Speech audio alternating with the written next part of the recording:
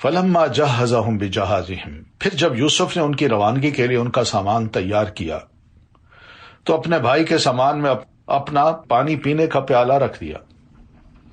ثم اذن مؤذن، پھر جب یہ قافلہ روانہ ہوا شہر سے یعنی نکلے تو پیچھے سے ایک پکارنے والے نے پکارا، ایتھا العیر، او قافلہ والو، انکم لسارقون، تم تو چور ہو۔ قالوا، انہوں نے پکارنے والے کی طرف متوجہ ہو کر پوچھا، ماذا تفقدون، تمہاری کیا چیز کھو گئی ہے بھائی جو ہمیں چور کہہ رہے ہو؟ قالوا نفقد صواع الملک، وہ بولے بادشاہ کا پانی پینے کا پیالہ ہمیں نہیں مل رہا، جو شخص وہ لا کر دے گا اسے ایک بار شتر انعام ملے گا اور میں اس کی گارنٹی دیتا ہوں، میں اس کا ضامن ہوں، اگر آپ کے پاس وہ ہے تو نکال دیں، ہم انعام کے طور پر آپ 11 میں سے جو بھی ہمارے پاس اس کو لے آئے گا اس کو ہم ایک اونٹ اور غلے کا دے دیں گے، یہ انعام ہوگا، اور اس کی ضمانت گارنٹی میں دیتا ہوں کہ یہ انعام ضرور ملے گا۔ قالوا تاللہ، وہ کہنے لگے اللہ کی قسم تم خوب جانتے ہو کہ ہم اس ملک میں فساد کرنے نہیں آئے ہیں اور نہ ہی ہم چور ہیں۔ قالوا، تو بادشاہ کے ذمہ دار لوگ بولے اگر تم جھوٹے ثابت ہوئے تو اس چور کی کیا سزا ہوگی؟ قالوا جزاؤہ، تو وہ بھائی کہنے لگے جس کے سامان میں وہ گم شدہ چیز پائی جائے وہی اس کا بدلہ ہے، ہم اپنے ہاں یعنی ہمارے علاقے میں ظالموں کو اسی طرح سزا دیا کرتے ہیں، یعنی جو چور ہو جس کے پاس چوری کا سامان ملے بس اسی کو پکڑتے ہیں۔ انہوں نے اپنا قانون بتایا۔ فبدأ بأوعیتہم، پھر اس ضامن نے یوسف کے بھائی بنیامین کے سامان کی تلاشی سے پہلے دوسرے بھائیوں کے سامان کی تلاشی لینا شروع کی، پھر پیالہ کو سامان کی تلاشی کرتے کرتے اس کے بھائی کے سامان سے برآمد کر لیا، یعنی بنیامین کے سامان سے۔ اس طرح اللہ فرماتے ہیں ہم نے یوسف کے لیے تدبیر کی کہ اپنے بھائی کو تم کس طرح اپنے پاس رکھ سکتے ہو اور اس بھائی کے بعد اپنے والدین کو کس طرح واپس لا سکتے ہو کہ وہ اب دیہات چھوڑے وہ ادھر آ جائیں تمہارے پاس۔ بس یہ تدبیر اللہ تعالی نے کی۔ پھر باقی دوسری قانونی بات تھی تو یوسف کے لیے مناسب نہ تھا کہ شاہی مصر کے قانون یعنی وہاں کا جو چوری کا قانون تھا اس قانون کے مطابق یہ مناسب نہیں تھا کہ اپنے بھائی کو اپنے پاس رکھ سکیں، وہ قانون تھا ہی نہیں۔ یہ تو پھر انہوں نے اپنا قانون بتایا تو اس قانون کے مطابق جناب بنیامین کو یوسف علیہ السلام نے روک لیا۔ اللہ یہ کہ ہم جس کی چاہیں درجات بلند کر دیتے ہیں اور ایک علیم ہستی ایسی ہے جو ہر صاحب علم سے بالا تر ہے۔ یہ بھی یاد رکھیے قانون ہے کہ فوق کل ذی علم علیم، کہ ہر علم والے کے اوپر ایک اور علم والا ہوتا ہے۔ حضرت یوسف علیہ السلام کے بعد جو علم تھا وہ اللہ کی طرف سے دیا ہوا تھا، اور پھر ان سے بڑھ کر اللہ تعالی کی ذات عالم تھی۔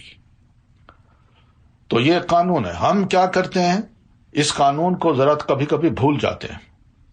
ہم کسی ایک عالم فقیہ کے بارے میں طے کر لیتے ہیں بس جی ساری شریعت اسی تک محدود ہے، جو یہ بتائے گا وہی مانیں گے، اور اس کے علاوہ اگر کوئی بڑا عالم کوئی اور عالم جو بتائے وہ کہتے ہیں نہیں ہم اس کو نہیں مانتے۔ یہ تو قرآن مجید کی مخالفت ہے، اس کی خلاف ورزی ہے۔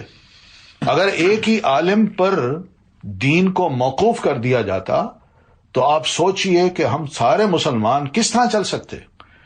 یہ اتنی 1500 سالہ تاریخ جو ہے یہ کیا کسی ایک عالم پر چل رہی ہے، ایک فقیہ پر چل رہی ہے؟ یہ بات ہی قرآن مجید کے اس اصول کے خلاف ہے، اور نہ ہی ہونی چاہیے۔ جو قرآن کا اصول ہے وہ یہی ہے کہ ہر عالم ہے عالم، مگر اس کے اوپر بھی ایک اور عالم ہوتا ہے، اور ہر دور میں ہوتا ہے۔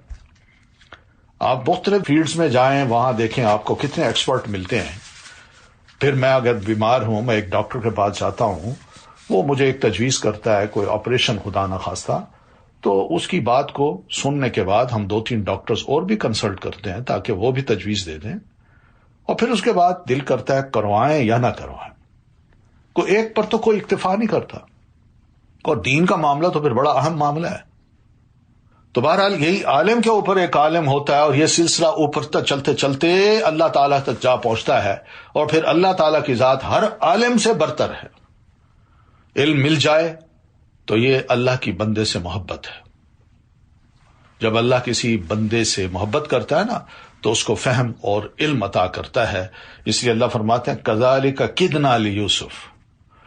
قالوا، انہوں نے جب یہ حالت دیکھی کہ بھائی کے سامان سے یہ چوری کا سامان نکل آیا ہے تو کہنے لگے اگر اس نے چوری کی ہے تو اس سے بیشتر اس کا بھائی یوسف بھی چوری کر چکا ہے. لیجئے، اب یوسف علیہ السلام کو ابھی نہیں بھولے، ابھی تک وہ یاد ہے جو ظلم اور زیادتی کی ہے، بھولے نہیں ہیں، شرم نہیں آئی. اب اس کے چھوٹے بھائی کو بھی، اپنے چھوٹے بھائی کو جو یوسف علیہ السلام کا سگا بھائی ہے، اس پر بھی الزام لگا دیا. یوسف علیہ السلام نے یہ بات سنی تو فَأَسَرَّهَا يُوسُفُ فِي نَفْسِهِ. یوسف علیہ السلام نے ان کے اس الزام کو دل میں چھپائے رکھا اور ان پر کچھ ظاہر نہ ہونے دیا، اور زیر لب کہنے لگے انتم شر مکانا، تم بہت ہی برے لوگ ہو. یہ جو کچھ تم بیان کر رہے ہو اللہ اسے خوب جانتا ہے، میں چور نہیں تھا، میں نے کہاں چوری کی ہے.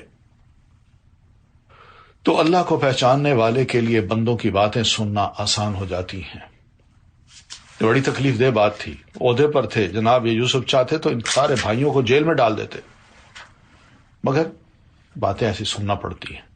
قالوا یا ایھا العزیز، وہ کہنے لگے حضور والا اس کا باپ بہت بوڑھا ہو چکا ہے، لہذا اس کی بجائے ہم سے کوئی ایک رکھ لیجئے، ہم دیکھ رہے ہیں کہ آپ بہت احسان کرنے والے ہیں. قال، یوسف نے کہا اس بات سے میں اللہ کی پناہ مانگتا ہوں، ہم تو اسے ہی پکڑیں گے جس کے ہاں ہم نے اپنا گمشدہ سامان پایا ہے. اگر تمہاری تجویز مان لیں اور ایسا کام کریں تو اب تو بڑے ظالم ٹھہریں گے، تو بے قصور کو جیل میں ڈال دیں گے. اور بڑی اچھی بات کی. فلما استيئسوا منه، پھر جب وہ یوسف علیہ السلام سے مایوس ہو گئے تو علیحدہ ہو کر مشورہ کرنے لگے. سب سے بڑے بھائی نے کہا یہ پتہ ہے کہ تمہارے باپ نے اللہ کے نام پر تم لوگوں سے پختہ عہد لیا ہوا ہے، نیز تم اس سے پیشتر یوسف کے معاملہ میں بھی زیادتی کر چکے ہو. اب میں تو یہاں سے کبھی نہ آ جاؤں گا تاکہ میرا باپ مجھے حکم دے یا اللہ میرے لیے فیصلہ کر دے، وہی سب سے بہتر فیصلہ کرنے والا ہے. ارجعوا الی ابیکم، تم لوگ جاؤ واپس اپنے والد کے پاس، کہو ابا جان آپ کے بیٹے نے چوری کی ہے، صاف صاف کہہ دو. وما شہدنا الا بما علمنا، ہم نے وہی گواہی دی جو ہم جانتے تھے، اور ہم پوشیدہ چیزوں کے نگہبان نہیں ہیں. یعنی بھائی نے اگر چپ کر چوری کر لی ہے تو ہم نگرانی تھوڑی کر رہے تھے اس وقت. وَاسْأَلِ الْقَرْيَةَ الَّتِي كُنَّا فِيهَا، ابا جان اگر آپ کو یقین نہ آئے تو آپ ان بستی والوں سے پوچھ لیجئے جہاں ہم رہے، اور پھر ان قافلے والوں سے بھی جن کے ساتھ ہم آئے ہیں کہ کیا ہوا ہے. اصل حقیقت وہی بتا سکتے ہیں. وَإِنَّا لَصَادِقُونَ، اور ہم یقیناً سچے ہیں. قال، یعقوب علیہ السلام نے جب یہ بات سنی تو انہوں نے جواب دیا بات یوں نہیں ہے، بل سولت لکم انفسکم امرن، بلکہ تم نے ایک بات بنا کر اسے بنا سنوار کر پیش کر دیا ہے. کوئی بات نہیں، فصبر جمیل، لہذا اب صبر ہی بہتر ہے. ہو سکتا ہے کہ اللہ ان سب کو میرے پاس لے آئے، بلا شبہ وہ سب کچھ جاننے والا اور حکمت والا ہے. تو قرآن مجید میں صبر جمیل کے لفظ بھی آئے ہیں، صفح الجمیل کے لفظ بھی آئے ہیں، حجرن جمیلہ کے لفظ بھی آئے ہیں. صبر جمیل ایسا صبر ہوتا ہے جس میں شکوہ و شکایت نہیں ہوتی، اور صفح جمیل ایسا درگزر کرنا ہوتا ہے جس میں ڈانٹ ناراضگی نہیں ہوتی، اور حجر جمیل ایسا چھوڑنا ہوتا ہے جس میں دوسرے کو ایذا رسانی نہیں ہوتی. تو یہ تینوں جو الفاظ ہیں، صبر جمیل، صفح جمیل، حجر جمیل، ان کے درمیان یوں تمیز کی گئی ہے، علماء نے یہ کی ہے. سختی جب آئے اور اس کی انتہا ہو جائے تو اس کے بعد نکلنے کا راستہ بھی بن جاتا ہے. اللہ تعالیٰ کا ایک طریقہ ہے، اس کی سنت ہے. جب سختی اپنی انتہا کو پہنچ جاتی ہے تو اللہ تعالیٰ اس کے پیچھے ایک بہت بڑی مصیبت سے نکلنے کا راستہ بھی بنا دیتے ہیں. گویا کہ جب یعقوب علیہ السلام نے دیکھا کہ آزمائش بہت شدت اختیار کر گئی ہے تو ان کی امید قوی ہو گئی کہ اب مصیبت سے چھٹکارا حاصل ہونے والا ہے. تو پھر انہوں نے کہا جو انہوں نے کہا فصبر جمیل واللہ المستعان علی ما تصفون. وتولی عنہم، یعقوب علیہ السلام جب ان سے علیحدہ ہوئے اور ان کی طرف سے منہ پھیر لیا تو کہنے لگے یا اسفا علی یوسف، ہائے یوسف، ہائے افسوس یوسف علیہ السلام پر. یہ ہائے کو پیٹنا نہیں تھا، چہرہ پیٹنے والی ہائے وائے نہیں تھی، اور نہ ہی سینہ کو بھی کرنے والی ہائے وائے تھی، بلکہ اولاد کی جدائی پر جو انسان کی سانسوں سے یا سینے سے جو ٹھنڈی آہ نکلتی ہے یہ وہ ہے. تو یہ ایک بوڑھے باپ کی ظاہر ہے باپ جانتا ہے کہ میری اولاد میرے لیے کیا ہے، تو اس وجہ سے اگر ان کے الفاظ نکلیں یا اسف علی یوسف، کو یہ ماتم کی دلیل نہیں ہے، اور ان کی آنکھیں غم سے بے نور ہو گئی تھیں، نظر جاتی رہی تھی، وہ قزیم، اور خود غم سے بھرے ہوئے تھے، تو پتہ چلتا ہے کہ مصیبت کے وقت آنسو بہانا جائز ہے۔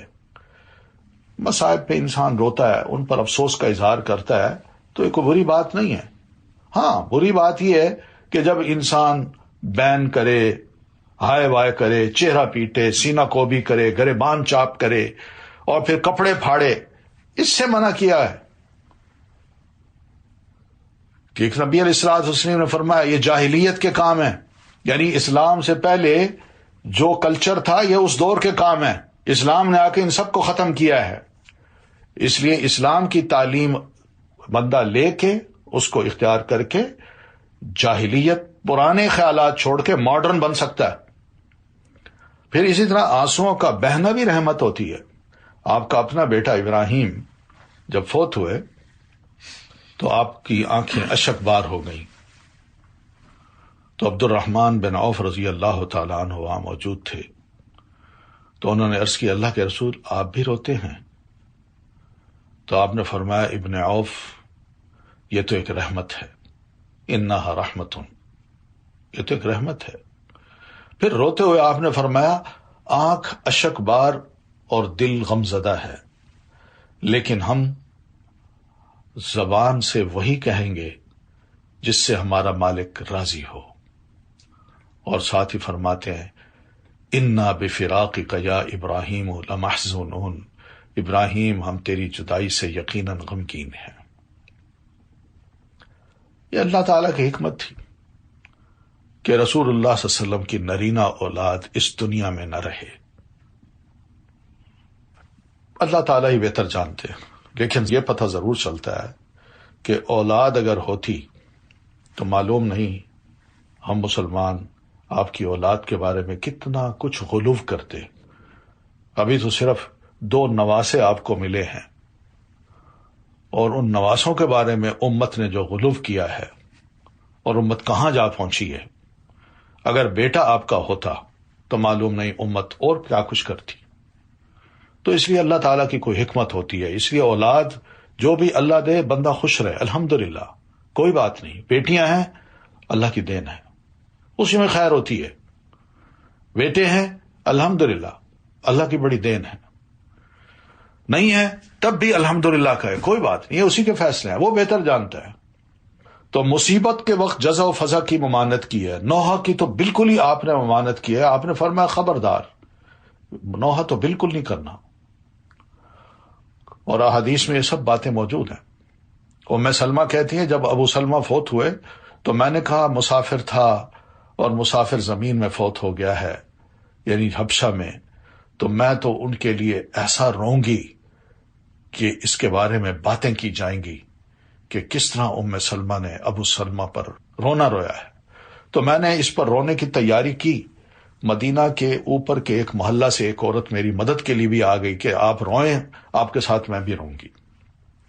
تو رسول اللہ صلی اللہ علیہ وسلم سے اس کی ملاقات ہو گئی، تو آپ کے علم میں بات آئی کہ یہ تو مدد کے لیے جا رہی ہے۔ تو آپ نے فرمایا کیا تم شیطان کو اس گھر میں داخل کرنا چاہتی ہو جہاں سے اللہ نے اس کو نکال دیا؟ آپ نے 2 دفعہ یہ فرمایا، تو ام سلمہ کہتی ہیں کہ میں رونے سے رک گئی، پھر میں نہ روئی، بس فلم اب کی۔ یہ صحیح مسلم کی روایت ہے۔ قالوا تاللہ، یہ حالت دیکھ کر وہ سارے بھائی کہنے لگے اللہ کی قسم ابا جان آپ تو یوسف کو یاد کرتے ہی رہیں گے تاں کہ اپنے آپ کو غم میں گھلا دیں یا ہلاک ہو جائیں۔ قال انما اشکو بثی وحزنی الی اللہ، یعقوب علیہ السلام نے جواب دیا میں تو اپنی پریشانی اور غم کی فریاد اللہ کے سوا کسی سے نہیں کر رہا، میں تمہیں کہہ رہا ہوں کوئی، میں تو اللہ تعالیٰ سے بات کر رہا ہوں، اور اللہ سے میں کچھ چیزیں ایسی جانتا ہوں جنہیں تم نہیں جانتے۔ تو بس کہتے ہیں شدید غم کو، کہتے ہیں میں اللہ کے سپرد کر رہا ہوں بس۔ اور یہ کوشش کرے انسان تو صبر آتا ہے، اس لیے وہ کوشش ہی ہوتی ہے کہ انسان اپنے رب کے حضور جو رونا ہے رو لے، لوگوں کے سامنے نہ روئے۔ یا بنی یذهبوا، اے میرے بیٹو جاؤ اور یوسف اور اس کے بھائی کی تلاش کی سرتوڑ کوشش کرو، اور اللہ کی رحمت سے نا امید نہ ہونا، کیونکہ اللہ کی رحمت سے نا امید تو کافر لوگ ہی ہوا کرتے ہیں۔ مایوسی کفر ہے بھائی، اور اللہ کی رحمت سے نا امید ہونا یہ گناہ کبیرہ ہے۔ فلما دخلوا علیہ، پھر جب وہ تیسری بار یوسف اور اس کے بھائی کی تلاش کے لیے یوسف کے پاس آئے تو کہنے لگے حضور والا، ہم اور ہمارے گھر والے سخت تکلیف میں ہیں اور ہم حقیر سی پونجی لائے ہیں، آپ ہم پر صدقہ کرتے ہوئے ہمیں غلہ پورا دے دیجئے، اللہ صدقہ کرنے والوں کو یقیناً جزا دیتا ہے۔ اب جب صدقے کی بات کی تو یوسف علیہ السلام کا دل بڑا نرم ہو گیا۔ بھائی ہیں، غربت کا شکار ہیں، اور یہ کہہ رہے ہیں وَتَصَدَّقَ عَلَيْنَا، آپ ہم پر صدقہ کیجیے، اتنی غربت ہے اور اتنی بھوک ہے ہمارے علاقے میں۔ تو دل پسیج گیا۔ اب یوسف علیہ السلام نے چاہا کہ میں کھول دوں اپنے آپ کو۔ قال، یوسف علیہ السلام نے ان سے پوچھا، هل علمتم ما فعلتم بیوسف واخیہ، پتہ ہے تم نے یوسف اور اس کے بھائی کے ساتھ کیا سلوک کیا تھا؟ اذ انتم جاہلون، جبکہ تم نادان تھے۔ کتنی نرمی ہے یہ یوسف علیہ السلام کی، یعنی سختی نہیں کی، اکھڑ پن نہیں دکھایا۔ یہی وہ چیز ہے جس کو رسول اللہ صلی اللہ علیہ وسلم فرماتے ہیں لا یکون الخرق فی شیء الا شانہ، سختی یا اکھڑ پن جس چیز میں ہوگا اسے بدنما کر دے گا۔ وَإِنَّ اللَّهَ رَفِيقٌ يُحِبُّ الرِّفْقَ، سنو اللہ تعالیٰ یقیناً بہت نرم خو ہے، وہ نرمی کو پسند کرتا ہے۔ یہ اللہ کے جو پسندیدہ بندے ہیں یہ ان کی صفت ہوتی ہے۔ لوگ اگر تلخ رویے اختیار کریں تو ان کے مقابلے میں بحیثیت ایک مسلمان کے نرمی اختیار کرنی چاہیے۔ جو نے آ کے کہا تھا نا السلام علیکم، تو نبی علیہ السلام نے کہہ دیا وعلیکم، بس کوئی غصہ نہیں کیا۔ حتیٰ کہ مشرکین مکہ نے آپ کا نام چینج کر دیا اور لوگوں کو کہنے لگے یہ محمد نہیں مزمم ہے۔ تو صحابہ بڑے مشتعل ہوئے، نبی علیہ السلام سے عرض کی اللہ کے رسول یہ تو اب یہ حد تک پہنچ گئے ہیں۔ آپ نے فرمایا کچھ بھی ہو، سنو میری ماں نے میرا نام محمد رکھا ہے، یہ کسی اور کو کہہ رہے ہوں گے، میں تو محمد ہوں، اس کے کہنے سے کوئی تبدیلی تھوڑی آ جاتی ہے۔ قالوا انک لانت یوسف، وہ چونک کر بولے کیا تم ہی یوسف ہو؟ قال انا یوسف، یوسف نے کہا ہاں میں ہی یوسف ہوں، اور یہ میرا بھائی بنیامین ہے۔ اللہ نے ہم پر بہت بڑا احسان کیا، کیونکہ جو کوئی اس سے ڈرتا ہے اور صبر کرتا ہے تو اللہ نیکی کرنے والوں کا اجر ضائع نہیں کرتا۔ 40 سال کی جدائی، اس کو جناب یوسف علیہ السلام نے صرف 2 لفظوں میں سمو دیا۔ کیا کہا؟ من یتقی ویصبر، جو اللہ سے ڈرتا ہے اور صبر کرتا ہے۔ بس یہ پوری 40 سالہ زندگی میں یہ تقوی بھی دیکھ لیجئے اور برداشت بھی دیکھ لیجئے جناب یوسف علیہ السلام کی۔ تو اللہ تعالیٰ نے اس محسن کا اجر ضائع نہیں کیا۔ ان کو کہاں ان کو کنویں میں پھینکا گیا، کہاں جیل میں تھے، اور کہاں پھر ان کو مصر کے تخت پر بٹھا دیا گیا۔ تو تقوی اور صبر کے بہترین ثمرات ہیں۔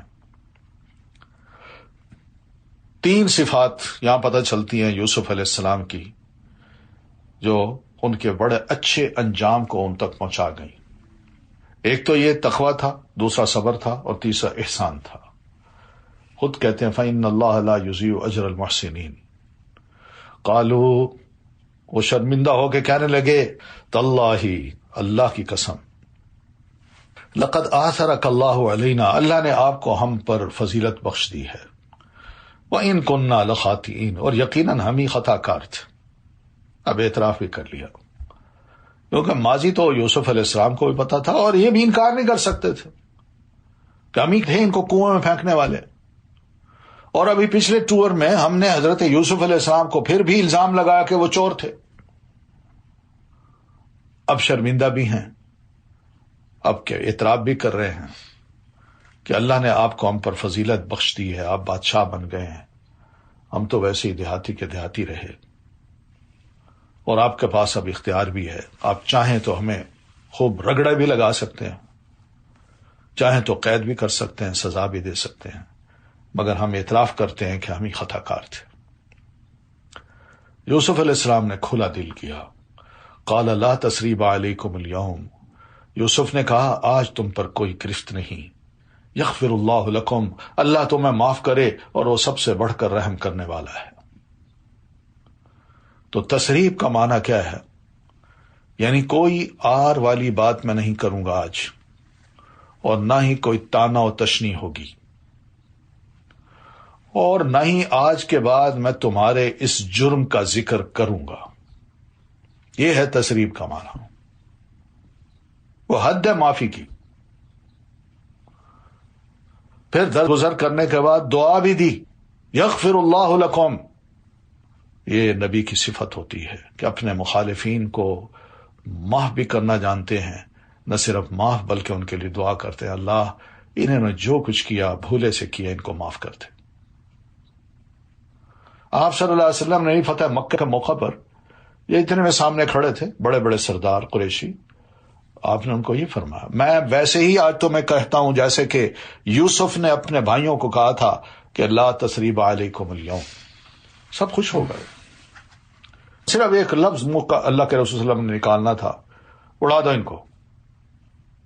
پلک جھپکتے میں سب کے سر جو تھے نا وہ تن سے جدا ہو کے نیچے پڑے ہوتے. تو درگزر کرنے سے عزت میں اضافہ ہوتا ہے. کھلا دل کرنا چاہیے. اپنے بھائی ہوتے ہیں، اپنے رشتہ دار ہوتے ہیں، لڑائیاں ہو جاتی ہیں، ناراضگیاں ہو جاتی ہیں، لیکن درگزر کرنا چاہیے. اس میں کیا خدا نخواستہ کوئی عزت میں کمی ہوتی ہے؟ آپ فرماتے ہیں تم درگزر کیا کرو، فاعفوا یعزکم اللہ، تم درگزر کیا کرو اللہ تمہیں عزت دے گا. تو بہرحال یہ ساری ماحول بن گیا. تو پھر فرمانے لگے یوسف اذهبوا بقمیصی ھذا، یہ میری قمیص لے جاؤ اور اسے میرے والد کے چہرے پر ڈال دو، وہ بینا ہو جائیں گے، اور انہیں لے کر تم سب اہل و عیال سمیت میرے یہاں آ جاؤ. اب دیکھیے جس جانب سے غم آیا یعنی بھائیوں کی جانب سے، اب اسی جانب سے خوشی بھی آ رہی ہے. جو غم اور پریشانی یعقوب علیہ السلام کو پہنچی اس کی ابتدا اسی قمیص سے ہوئی تھی جس پر وہ جھوٹا خون لگا کر آئے تھے. تو یوسف علیہ السلام نے خوشی کے آغاز کے لیے بھی اپنے دیگر جتنے بھی ان کے ارد گرد کی چیزیں تھیں ان سب کو چھوڑ کے اس قمیص کو متعین کیا کہ میں اپنی قمیص جو پہنی اسی کو اتار دوں، تاکہ اسی جانب سے انہیں خوشی بھی دلائیں کہ ابا یہ لائے تھے میری خون والی قمیص، اب جو قمیص لا رہے ہیں یہ آپ کے اس بیٹے کی ہے جو 40 سال کے بعد آج بادشاہ بن کے مصر میں بیٹھا ہے. تو قمیص کی طرف سے ان کو غم لاحق ہوا تھا اور قمیص کی طرف سے ان کو خوشی نصیب ہو رہی ہے.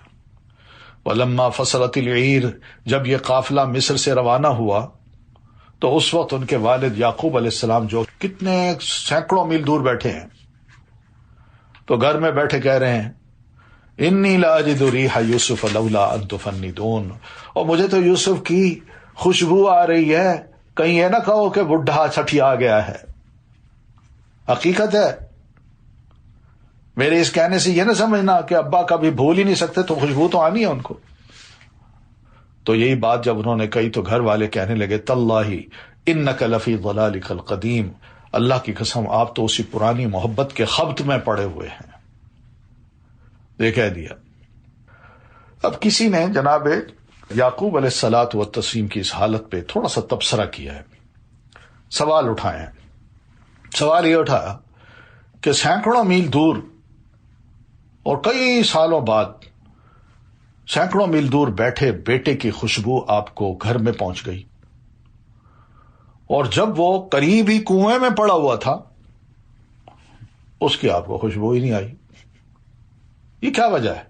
شیخ سعدی رحمت اللہ علیہ فرماتے ہیں کہ بات یہ ہے کہ ہم سب کی انبیاء کرام کی جو مثال ہے وہ بالکل لائٹ والی ہے کہ اگر بٹن کھول دیں آن کر دیں تو اندھیرا غائب ہو جاتا ہے، لائٹ کھل جاتی ہے اور ہر شے نظر آتی ہے، اور اگر اس کو آف کر دیں تو روشنی ختم ہو تو ہر طرف تاریکی ہو جاتی ہے.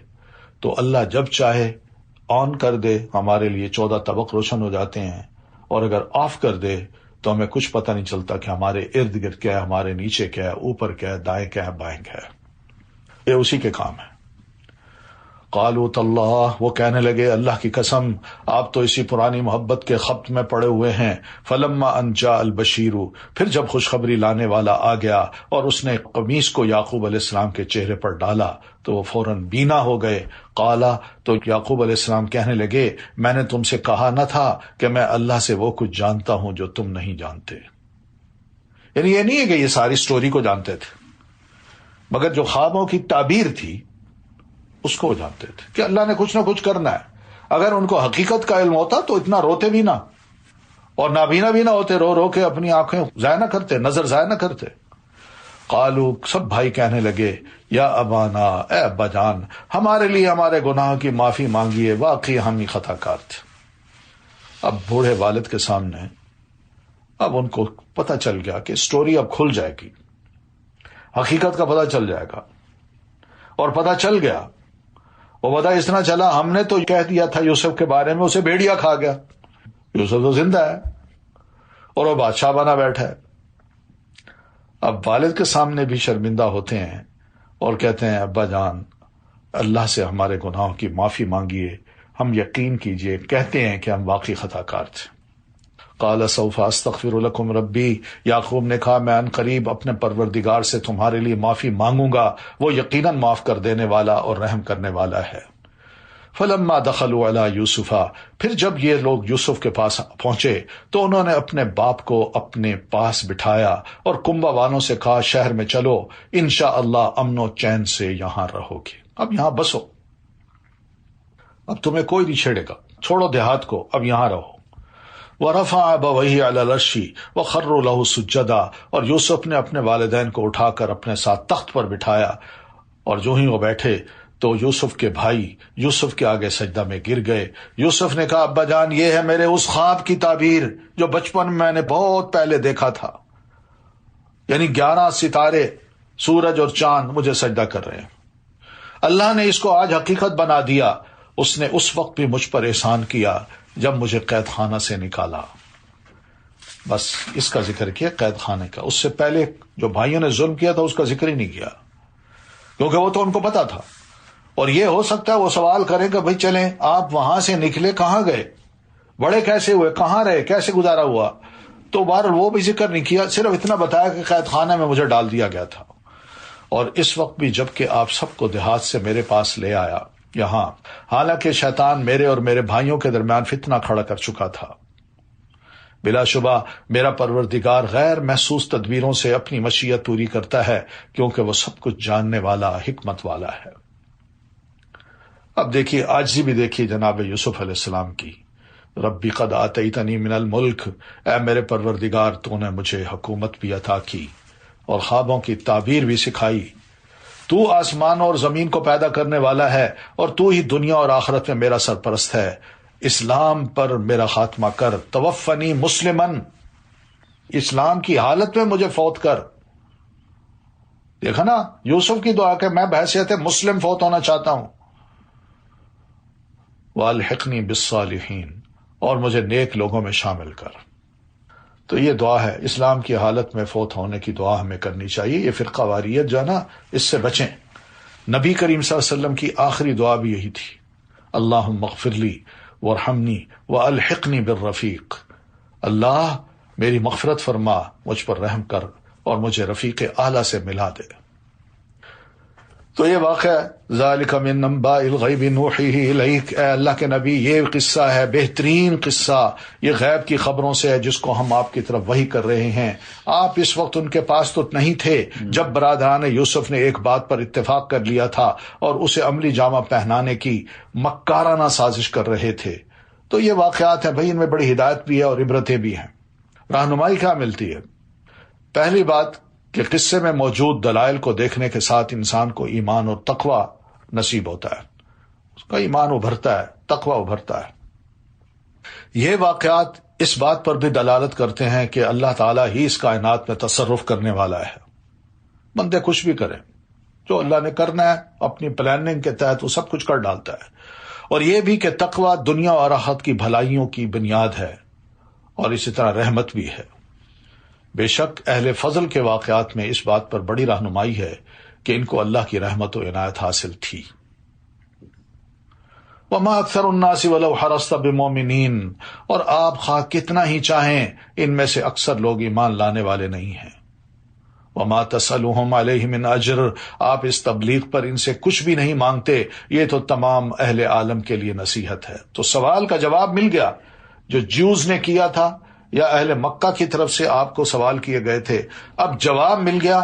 تو اس جواب کو، جس میں حقیقت، جو صحیح سٹوری ہے، وہ دونوں کو سنا دی گئی اور دونوں کو بتا دیا گیا کہ مکی لوگوں، تمہارا یہ قریشی بھائی جو محمد صلی اللہ علیہ وسلم ہے، تم آج ان کے مقابلے میں برادران یوسف کا کردار ادا کر رہے ہو۔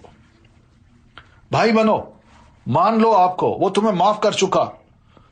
اور پھر دوسری طرف جیوز کو کہا کہ تم بھی ان حقائق کو پانے کے باوجود کہ واقعی یہ اصل سٹوری اور بہترین طریقے سے بتائی گئی ہے، تمہارا ایمان تو اور بڑھنا چاہیے تھا کہ ہم مانتے ہیں اس کو کہ آپ واقعی اللہ کے رسول ہیں۔ ایسے واقعات کی تفصیل تو ہماری اپنی نہ تورات میں نہ انجیل میں ہے۔ وَكَأَيٍّ مِّنْ آیَةٍ فِي السَّمَاوَاتِ وَالْأَرْضِ، آسمانوں اور زمین میں کتنی ہی نشانیاں ہیں جن پر یہ لوگ گزرتے رہتے ہیں اور ان کی طرف توجہ ہی نہیں کرتے، اس سے سبق حاصل کریں۔ وَمَا يُؤْمِنُ أَكْثَرُهُم بِاللَّهِ، اور ان میں سے اکثر ایسے ہیں جو اللہ پر ایمان لاتے ہیں مگر ساتھ ہی ساتھ شرک بھی کرتے رہتے ہیں۔ تو پتہ چل گیا کہ مومن شرک بھی کر سکتا ہے، تو شرک سے بچنا ہے۔ اس لیے اللہ نے فرمایا میں ہر گناہ معاف کر سکتا ہوں مگر شرک معاف نہیں کر سکتا۔ تو یہ مت سمجھیے کہ جو مومن ہے وہ مشرک نہیں ہو سکتا۔ یہ قرآن مجید کی آیت ہمیں بابر کرا رہی ہے۔ افامنوا ان تأتیہم غاشیۃ من عذاب اللہ، کیا یہ اس بات سے نہ ڈر ہو گئے ہیں کہ اللہ کا عذاب ان پر چھا جائے یا یکدم گھڑی قیامت کی آ جائے اور انہیں کچھ خبر نہ ہو۔ قل، کہہ دیجئے آپ ان سے، ہادی سبیلی، میرا راستہ یہی ہے کہ میں اللہ کی طرف بلاتا ہوں، میں خود بھی اس راہ کو پوری روشنی میں دیکھ رہا ہوں اور میرے پیروکار بھی، اللہ پاک ہے اور مشرکوں سے میرا کوئی واسطہ نہیں۔ وَمَا أَرْسَلْنَا مِن قَبْلِكَ إِلَّا رِجَالًا نُوحِي إِلَيْهِمْ، آپ سے پہلے ہم نے جتنے رسول بھیجے ہیں وہ سب مرد ہی تھے اور انہی بستیوں کے رہنے والے تھے جن کی طرف ہم وحی کرتے رہے۔ وہ بھی انسان تھے، ان کی طرف ہم وحی کرتے۔ کیا یہ لوگ زمین میں چلتے پھرتے نہیں کہ دیکھ لیتے کہ جو لوگ ان سے پہلے گزر چکے ہیں ان کا کیا انجام ہوا؟ وَلَدَارُ الْآخِرَةِ خَيْرٌ لِّلَّذِينَ اتَّقَوْا أَفَلَا تَعْقِلُونَ، اور جو لوگ اللہ سے ڈرتے ہیں، گناہوں سے بچتے ہیں، ان کے لیے آخرت کا گھر ہی بہتر ہے۔ کیا یہ کچھ سمجھتے نہیں؟ چھوڑیں شرک کو، چھوڑیں گناہوں کو، کریں اسلام کو قبول اور کریں اللہ تعالیٰ کی وحدانیت کا اعلان، اسی کی عبادت اور رسول کی اطاعت۔ حتیٰ اذا استیأس الرسل، پہلے پیغمبروں کے ساتھ بھی یہی کچھ ہوتا رہا، حتیٰ کہ جب رسول مایوس ہو گئے، وظنوا انہم قد کذبوا، اور لوگوں کو بھی یقین ہو گیا کہ ان سے جھوٹ بولا گیا ہے، تو پیغمبروں کے پاس ہماری مدد آ گئی، پھر ہم جسے چاہیں بچا لیتے ہیں، تاہم مجرم لوگوں سے ہمارا عذاب نہیں ٹالا جا سکتا، وہ ضرور پکڑے جاتے ہیں۔ لقد کان فی قصصہم عبرۃ لأولی الالباب، ان قصوں میں اہل عقل و خرد کے لیے کافی سامان عبرت ہے۔ یہ قرآن کوئی ایسی باتیں نہیں جو گھڑ لی گئی ہوں، بلکہ یہ تو اپنے سے پہلی کتابوں کی تصدیق کرتی ہے، اس میں ہر بات کی تفصیل موجود ہے اور ایمان لانے والوں کے لیے ہدایت اور رحمت ہے۔